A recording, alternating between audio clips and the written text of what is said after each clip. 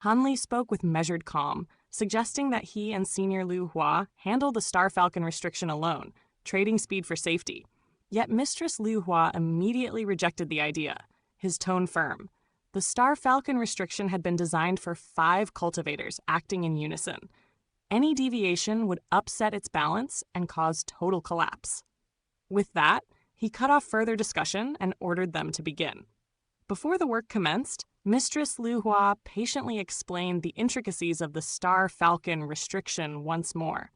As previously arranged, he presided over the central core of the flying boat, while Han Li and the others took their assigned positions around him. When Han Li began inscribing runes with his Star Wave pen, he quickly discovered that the silver-gilded fluid embedded within the ship's walls resisted the star fluid flowing from his pen, making each stroke far more arduous than expected. Drawing in a deep breath, Han Li expanded his spiritual sense, forcefully stabilizing the star fluid. With his profound perception and prior comprehension of the restriction, he soon adapted and his progress steadily smoothed out. The same could not be said for Xuanyuanxing's trio. Their work faltered repeatedly, especially Xuanyuanxing, who failed 4 or 5 times within half a day. Squandering precious materials, Mistress Lu Hua's patience wore thin, and he was forced to halt his own task to correct their mistakes. The trio stood with bowed heads, shame etched on their faces, while Han Li remained silently to the side. Mistress Lu Hua stared at them grimly, deep in thought. Though the array was nearly complete, the wasted materials had finally run dry. After a long silence, Han Li asked what they should do next. Mistress Lu Hua replied calmly that while some tools remained and damaged materials could be repaired, they were now lacking 3 key components: sea-condensed jade, blush crystals, and earth-tide stones. Sensing his composure, Han Li asked whether he already had a solution. Mistress Lu Hua explained that the horn of an ice-scaled armadillo from the bipolar extreme mountain range could substitute for sea-condensed jade, and he recalled seeing tracks not far away. 2 days would suffice to hunt them. Blush crystals could be borrowed from City Lord Fujian. The only remaining obstacle was the earth-tide stones. At that moment, a voice sounded from outside the flying boat. Earth-tide stones could be found in certain puppet city puppets, and fellow Taoist Shaxin was likely to possess some. Yi Kuai and Chen Yang then entered. Mistress Lu Hua hurriedly rose, embarrassment flashing across his face. Yi Kuai smiled faintly, chiding him for his pride. Having promised to oversee the construction, he should have sought help rather than bearing the burden alone. Only then did Han Li understand why Mistress Lu Hua had hesitated to speak up. With a sigh, Mistress Lu Hua admitted his fault and agreed to follow Yi Kuai's arrangement. Yi Kuai immediately assigned Chen Yang to hunt the ice-scaled armadillos, producing a jade slip and sketching a rough map before marking the location. As Chen Yang accepted the task, Yi Kuai stopped him, warning of the mountain range's dangers. Han Li, familiar with sea-condensing crystals, would accompany him.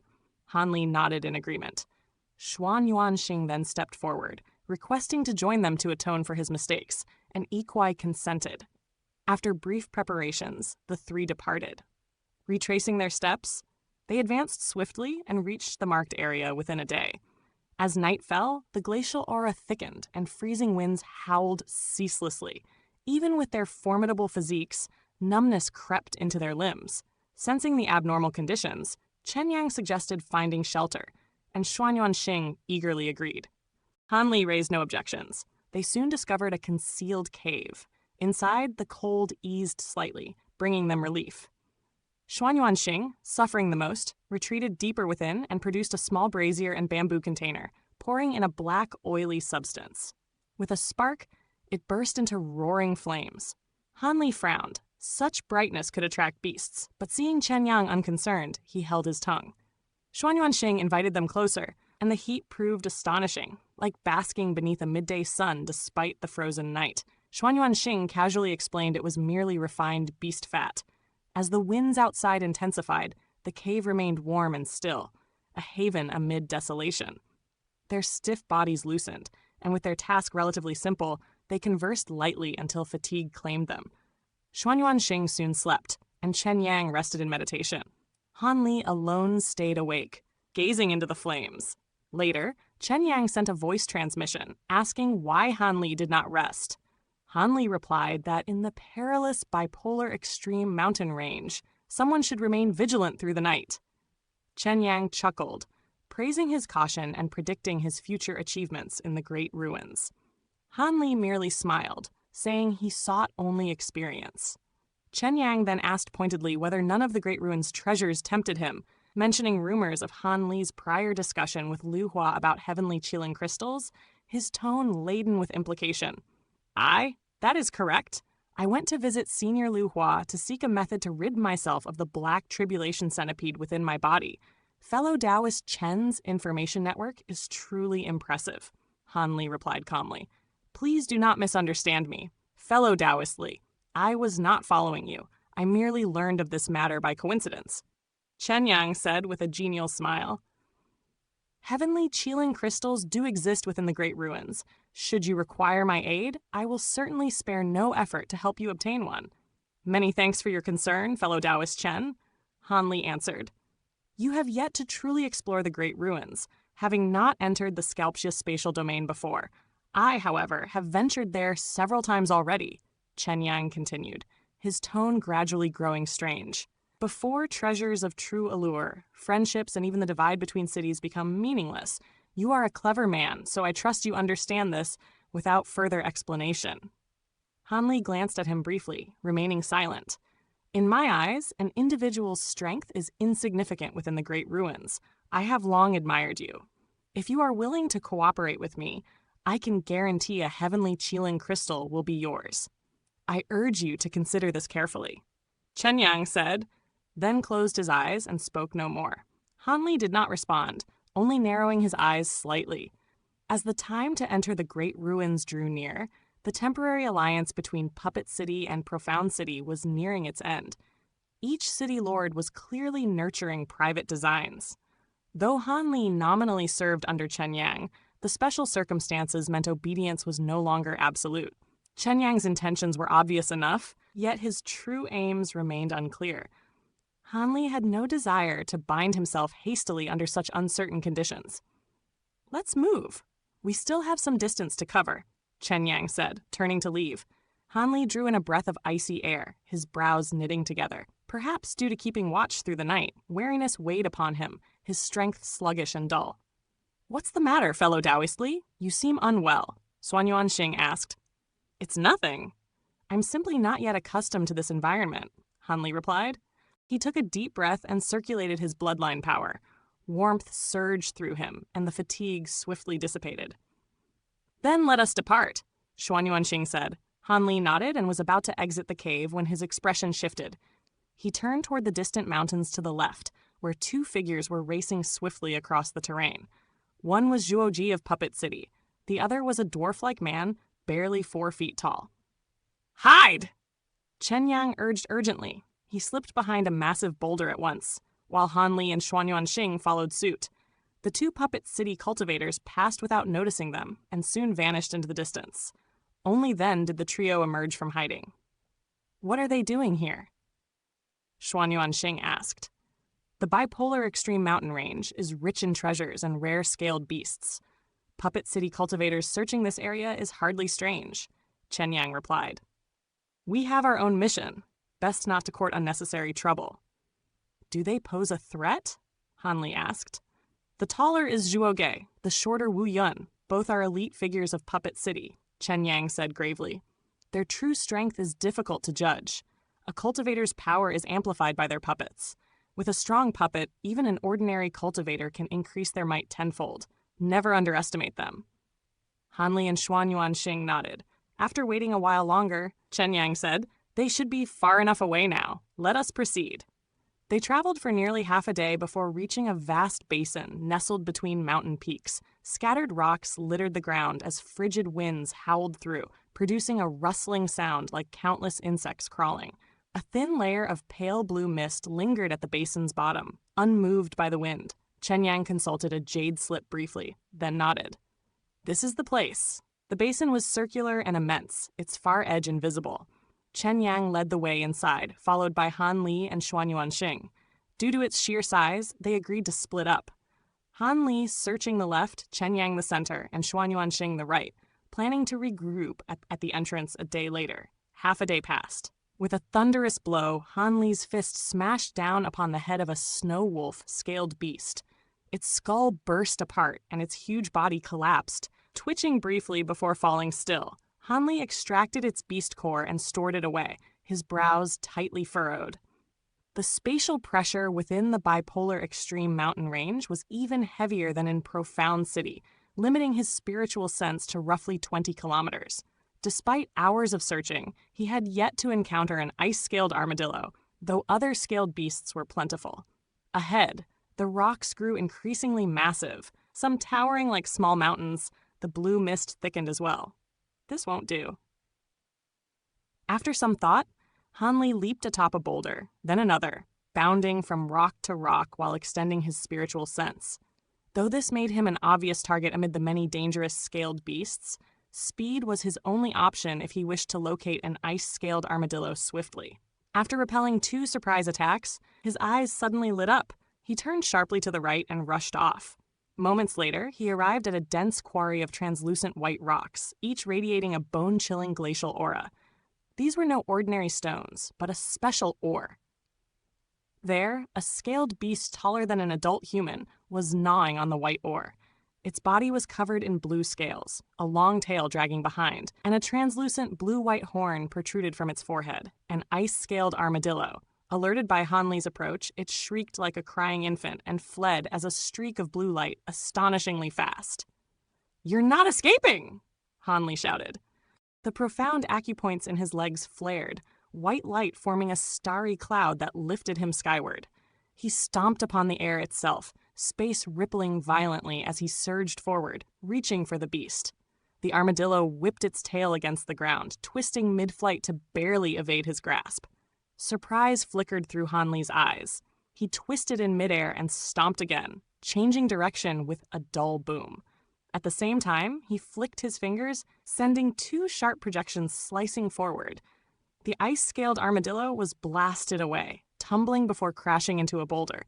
Enraged, it sprang up and charged. Its horn glowed brilliantly as white patterns spread across its body. In an instant, it swelled to several times its size, claws lengthening as it slashed forward, its tail whipping toward Han Li's face like a blue phantom. Han Li snorted coldly and thrust out a palm. The claw projections halted as if striking an invisible wall, then shattered. The tail stopped half a foot from his hand before exploding into fragments. With a heavy thud, the armadillo was hurled backward, crashing into the ground with a sickening crunch as bones shattered. Its body shrank back to normal size, blue blood spilling from its mouth as life faded from its eyes. Han Li landed beside it, examined the horn briefly, then nodded and severed it. According to Mistress Lu Hua, 5 or 6 such horns would be required. He was unsure whether Chen Yang or Xuan Yuanxing had acquired any. After storing the horn away, Han Li gazed thoughtfully at the white rock quarry. So this is what ice-scaled armadillos feed on. After a brief pause, he pressed onward, venturing deeper into the basin. Half a day later, a thunderous detonation echoed near another quarry of crystalline white stone, followed by a shrill, despairing cry that lingered in the icy air. An ice-scaled armadillo had been pierced clean through the abdomen by a jagged shard of rock. It struggled weakly, dragging its massive body across the frozen ground. Yet after only a few futile movements, its strength gave out and it collapsed lifelessly. Han Li arrived in a flash, wasting no time as he swiftly harvested the armadillo's horn. Ever since uncovering their feeding grounds, his encounters with these ice-scaled armadillos had increased sharply. In just half a day, he had already hunted 4 of them. By now, it was nearly time to rendezvous with Chen Yang and Xuan Yuanxing, so Han Li prepared to return. However, over the past half-day, his attention had been fully devoted to searching for clusters of the white ore, causing him to stray far from his assigned area. For a moment, he wasn't entirely sure of his current location. He leapt onto a tall rock and scanned his surroundings. After a brief inspection, his gaze fixed on a particular direction. The rendezvous point should be that way. Yet the basin's scenery was painfully uniform, offering little to confirm his judgment. Meanwhile, dusk crept in rapidly, and frigid winds once more swept across the land. Han Li frowned slightly and increased his speed. Not long after, his expression shifted and he abruptly halted. Two figures had entered his spiritual perception. They were not Chen Yang and Xuanyuan Xing, but Zhuo Jie and Wu Yun. Why are they here? Could it be that they noticed us long ago, feigned ignorance, and secretly followed us here with ulterior motives? Han Li immediately retracted his spiritual sense. At the same time, he activated the myriad acupoint technique, causing his aura to vanish completely, as if he had merged with the surroundings. Carefully, he moved toward the two Puppet City cultivators and concealed himself behind a massive rock once he drew close. Zhuo Ge and Wu Yun stood beside a giant boulder several thousand feet away, both of them scanning their surroundings with deeply furrowed brows. Han Li retreated further into concealment. It doesn't seem like they're lying in wait for an ambush. A puzzled look crossed Han Li's face as he decided to wait and observe their intentions. Time slipped by, and more than 2 hours passed in silence. Suddenly, two shadowy figures appeared in the distance, racing toward Zhuo Ge and Wu Yun, and arriving in the blink of an eye. Both were cloaked from head to toe, their hoods pulled low, faces completely hidden. A trace of relief flashed across Zhuo Ge's face. He snorted coldly and said, "Could you two have arrived any later?" The cloaked figures did not respond. One of them merely swept their gaze across the surroundings. Clearly on guard, Han Li quickly ducked lower, not daring to reveal himself. "Rest assured," Zhuo Ge said calmly. "We've thoroughly checked the surrounding area several times. No one is hiding nearby to eavesdrop." One of the figures lowered his hood, revealing a faint smile. "My apologies. Ikwai has kept us under close watch. It wasn't easy to create this chance to bring fellow Taoist Chen here." The speaker was none other than Xuanyuan Xing. At this moment, the timid demeanor he usually displayed was nowhere to be seen. His posture was confident, his gaze steady. It was as though he had become an entirely different person. The second cloaked figure also removed their hood, revealing Chen Yang. Han Li's eyes narrowed slightly. From Xuanyuan Xing's words, it was clear that this meeting had been arranged well in advance.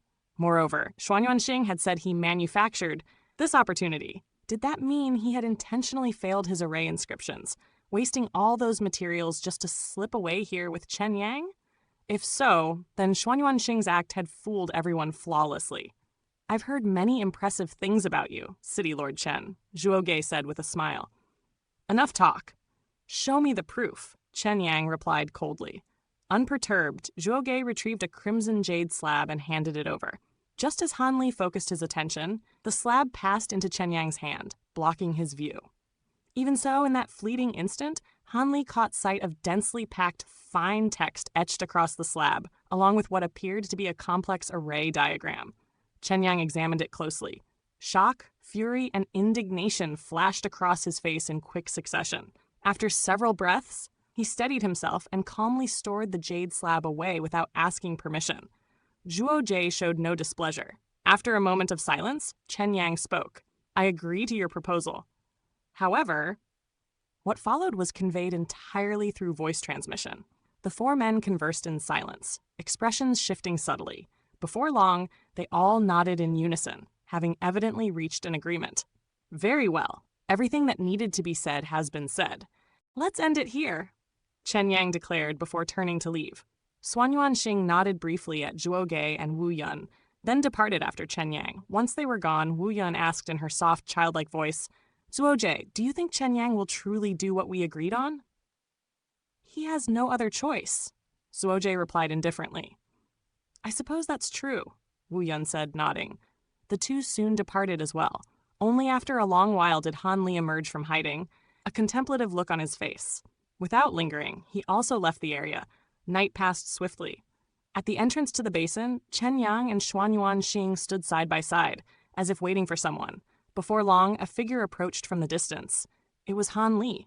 He looked worse for wear. His robes were torn and stained with blood, and fatigue weighed heavily on his features. "My apologies," Han Li said with a wry smile. "I ventured too deep into the basin yesterday while hunting ice-scaled armadillos, and was attacked by several powerful scaled beasts. I lost my bearings while escaping and failed to return in time." "No need to apologize, fellow Taoist Li," Chen Yang replied warmly. Your efforts are greatly appreciated." "How did things go on your end?" Chen Yang asked. "I managed to kill 4 ice-scaled armadillos," Han Li replied, producing 4 translucent horns. "I killed 3, and fellow Taoist Xuanyuan killed 1. We have more than enough," Chen Yang said, displaying his own spoils. "I meant to help, but instead, I held everyone back," Xuanyuan Xing said sheepishly, presenting a single horn. Han Li sneered inwardly at the performance, but outwardly smiled. "Don't say that, fellow Taoist Xuanyuan. It was a joint effort, and we achieved our goal. Since we've gathered enough horns, let's return at once so we don't keep fellow Taoist Lu Hua waiting. Fellow Taoist Li, you don't look well. Can you manage the journey?" Chen Yang asked. "I'm fine," Han Li replied calmly. With that, the 3 set off together along the route they had taken before. Familiar with the path, they returned to the campsite in a single day. With the blush crystals and earth tide stones already prepared and the ice-scaled armadillo horns in hand, work resumed without delay. Nearly a month passed in the blink of an eye. On this starlit night, countless stars illuminated the area before the canyon. A massive black flying boat hovered 3 feet above the ground, its wings extended like those of a colossal bird poised to take flight. The vessel was densely inscribed with white runes. Though dormant, they exuded an extraordinary aura. The 2 campsites still stood, but both cities' cultivators were fully prepared to depart. Arranged in orderly lines on either side of the flying boat, Han Li stood among the group on the left, his gaze sweeping across the puppet city cultivators. Their numbers far exceeded those from before. Indeed, they even outnumbered the profound city cultivators. Zhuo met Han Li's eyes and gave a slight nod. Han Li returned the gesture with a faint smile. The 2 women Han Li had once saved also looked toward him with smiling eyes beneath their bamboo hats, though they dared not nod openly as Zhuo had. The remaining puppet city cultivators regarded Han Li with clear hostility, but he paid them no heed. His attention was fixed elsewhere, searching for the purple-robed woman he had glimpsed before. Yet she was nowhere to be seen. The cultivators of Profound City were clearly displeased when they saw Han Li exchanging glances with those of Puppet City. A sneer sounded from the crowd, muttering that he was a shameless rogue, perhaps a spy already longing to return to his true masters. Feng Wuchen's cold laughter followed, his words sharp as blades as he mocked that a slave would forever remain a slave, his voice measured yet loud enough to pierce every ear present. Han Li had ignored all prior insults, but this time he merely laughed softly, asking if Feng Wuchen was eager for another lesson. Enraged, Feng Wuchen stepped forward with clenched fists, the 2 profound End City cultivators beside him, moving in tandem. Han Li calmly spread his hands, smiling as he invited all 3 to attack together. Furious, their profound acupoints flared as killing intent surged forth. Gu Qianshen frowned slightly, and after a moment's hesitation, moved to Han Li's side. The Excess Passage City cultivators advanced as well, hostility written on their faces, though Duantong's gaze lingered only on Gu Qianshen. Xuanyuan Xing watched tensely, hesitating as he cast a questioning look toward Chen Yang. Chen Yang, seeing Qinyuan's indifference, was just about to step in when another figure appeared beside Han Li. To Han Li's surprise, Fang Chan had arrived, still gripping a greasy roasted beast leg. Even amid this tense standoff, he chewed calmly, utterly unconcerned. With Gu Qianshen and Fang Chan standing firm, even a combined assault from Excess Passage City and Profound End City would not be taken lightly. At that moment, Sun Tu rose and barked sternly, scolding everyone for disgracing themselves. Han Li glanced toward the Puppet City camp and saw them watching with mocking smiles. Gu Qianshen quickly apologized to Sun Tu and urged calm, and only then did Qin Yuan and the others arrive to put on a show of reprimanding their subordinates, ending the farce. Once things settled, Gu Qianshen asked through voice transmission whether Han Li had truly intended to fight. Han Li turned the question back on her, asking if she had been ready to stand with him. After a pause, she replied that since they hailed from the same city, she had no choice. Han Li smiled, reassuring her that City Lord Yi Kuai would never allow bloodshed here. When she asked if he had provoked the clash on purpose, Han Li denied it, and instead wondered aloud why Fang Chan had supported him. Gu Qianshen suggested it was repayment for past kindness during the scaled python incident, loyalty being Fang Chan's strongest virtue. Changing the topic, Gu Qianshen asked why Han Li kept looking toward Puppet City. Han Li brushed it off awkwardly, prompting her to tease that Puppet City's women were skilled in both beauty and puppetry, capable of refining careless men into puppets. Han Li sighed, guessing that Mistress Lu Hua had been speaking about him again. Gu Qianshen admitted that her father truly valued Han Li and sincerely wished to accept him as a disciple, if only he would remain for 10,000 years. Han Li replied that though it was tempting, he had matters too important to delay. Gu Qianshen sighed softly, then remarked that even without discipleship, Mistress Lu Hua would likely remove the Black Tribulation centipede after the Great Ruins expedition. Han Li doubted it, but mentioned his nearly finished blood plasma wine. She laughed, guessing he planned to use it as leverage, which Han Li denied with a chuckle. As they spoke, 5 figures emerged from the Star Falcon flying boat, led by Mistress Lu Hua, Yi Kuai, and Sha Xin, with Shi Chuankong and a veiled woman in purple behind them. Han Li's expression stiffened slightly as his gaze lingered on Shi Chuankong, then shifted to the purple-clad woman. Though her face was hidden by veils, her graceful figure stirred a sense of familiarity, reminding him faintly of Violet Spirit. Yi Kuai announced that the time had come to enter the Great Ruins. Though the spatial storm in the canyon was weaker, it remained dangerous, and all would need to combine their strength to power the Star Falcon restriction. His booming voice echoed like a great bell. Sha Xin followed, her gentle, alluring voice urging everyone to set aside grudges for one final effort. Mistress Lu Hua then explained the method to activate the restriction in meticulous detail, repeating it twice to ensure no mistakes. Once preparations were complete, Yi Kuai ordered everyone to board. The cultivators took their seats inside the flying boat, divided by a central ridge engraved with runes. Profound City sat to the left, Puppet City to the right, while the leaders remained at the front. With everyone seated, the boat began to rise. Mistress Lu Hua and the others settled into circular arrays, which flared with light as starry specks traced along the ridge. When the boat reached high altitude, Mistress Lu Hua gave the command to activate the restriction. Profound acupoints across the cultivators' bodies lit up as runes along the hull and wings ignited, transforming the vessel into a radiant white falcon poised for flight. Han Li felt his power resonate harmoniously with the formation, bathed in soothing starlight rather than drained. At that instant, Mistress Lu Hua struck the deck with his palms, causing the wing runes to blaze fiercely. The stars above shone brighter as 2 vast pillars of starlight descended from the heavens, crashing onto the wings. The Star Falcon flying boat shuddered violently, and everyone hurried to pour more strength into the formation as the journey into the Great Ruins truly began. Mistress Lu Hua remained composed as she spoke, her voice steady as flowing water. She explained that the flying boat alone could not endure the spatial storm. Only by drawing upon the boundless power of the stars above could safe passage be ensured. Her calm reassurance eased the tension gripping the group. As expected, after a violent jolt and a sudden drop of several dozen feet, the Star Falcon flying boat steadied itself and rose back to its original height. At once, star power surged from the countless runes etched across its hull, weaving together into a luminous white starlight barrier that enveloped the vessel.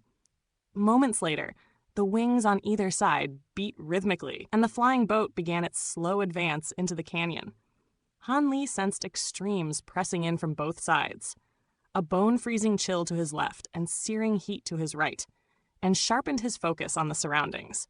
Aside from the low hum of the ship's restriction, there was no sound. No one, not even Mistress Lu Hua, dared to guarantee safe passage across the abyss. As they entered deeper, frigid blue winds howled from the left, slicing toward the flying boat like countless icy blades. The starlight barrier flexed under the assault, its surface denting but never breaking. On the opposite side, waves of scorching heat surged through the air, dyeing half the sky crimson, yet they too failed to breach the barrier. Even so, neither cold nor heat was fully blocked, leaving everyone aboard suffering intense discomfort. After traveling several thousand more kilometers, they neared the zone where frost and flame collided. The opposing extremes birthed ferocious winds whose howls battered the ears before they even arrived. Suddenly, an especially violent gust slammed into the flying boat, wrenching it sideways and sending it hurtling toward the icy mountain wall on the left. Both the front and left side of the vessel were on a collision course. Should it strike the mountain, the hull would be grievously damaged, perhaps shattered entirely. Without the boat's protection, everyone would be exposed to freezing winds, raging flames, and the spatial storm above. Certain death. Just as panic threatened to erupt, Ikuai rushed to the left side of the ship. He spread his fingers and thrust both palms forward. Dense clusters of profound acupoints ignited along his arms, shining like stars scattered across the night sky, releasing an awe-inspiring surge of power. Han Li stared in shock. Over 200 profound acupoints glowed along Ikuai's arms alone, more than most cultivators possessed across their entire bodies. Chen Yang's earlier claims that Ikuai had opened more than 1,000 acupoints now seemed entirely credible. Radiance blazed from Ikuai's palms and fingertips, beams of light fusing seamlessly into the starlight barrier. Massive circular ripples spread across its surface, and 12 thick pillars of white light erupted outward like celestial oars, thrusting toward the icy mountain face. A thunderous rumble followed as the mountain wall shattered, triggering a roaring avalanche. The pillars of light forced the massive Starfalcon flying boat back into alignment, restoring its course. Slowly, the vessel stabilized, and a collective sigh of relief swept through those aboard. Ikuai withdrew his hands, the pillars of light fading away. Han Li's eyes gleamed with admiration. Unleashing raw power was easy, but controlling it with such precision was truly extraordinary. Though the immediate crisis had passed, tension remained high. Everyone poured their strength into powering the ship onward, while Mistress Lu Hua continuously adjusted its course, deftly avoiding one violent whirlwind after another. At last, they reached the point where icy cliffs and blazing mountains met. The wind outside now roared like a maddened beast, and the starlight barrier warped and twisted under immense pressure. Han Li sat within the cabin, nearly 100 profound acupoints shining as he summoned his true extreme film. Many profound city cultivators did the same, not by command, but because the extremes of heat and cold were growing unbearable. Frostbitten skin and cracked lips appeared among them, while the puppet city cultivators suffered the opposite. Skin flushed red, sweat instantly evaporating under the inferno-like heat. At that critical moment, Mistress Lu Hua's voice rang out sharply, urging everyone to stabilize the flying boat with all their might. Focus sharpened instantly. Han Li glanced left and saw utter chaos below. Countless spatial rifts tearing through the canyon as freezing winds and raging flames collided, sending violent currents spiraling into the storm above. The flying boat trembled violently as it pressed forward. Without warning, the bow twisted sharply, and the entire vessel surged forward, dragged straight into the storm. The world spun wildly as everyone was flung into the air. Han Li hastily anchored himself, while Mistress Lu Hua shouted for all to fortify the array, promising that conditions would ease near the storm's center. Heavy thuds echoed as more profound acupoints flared across the cultivators' bodies. The Star Falcon flying boat blazed with light, illuminating the canyon like daylight. Only now did everyone feel their star power being drained, fed into the restrictions sustaining the ship. Above, the stars responded, resonating with the flying boat. Twin pillars of starlight descended brighter than ever, thickening the barrier until it resembled a mirror of the night sky itself. The runes on the wings flared, releasing twin bursts of light that formed enormous starry wings. With those wings unfurled, the violently shaking vessel finally stabilized and plunged straight into the heart of the storm. The eye was vast and deceptively calm, yet danger lurked everywhere.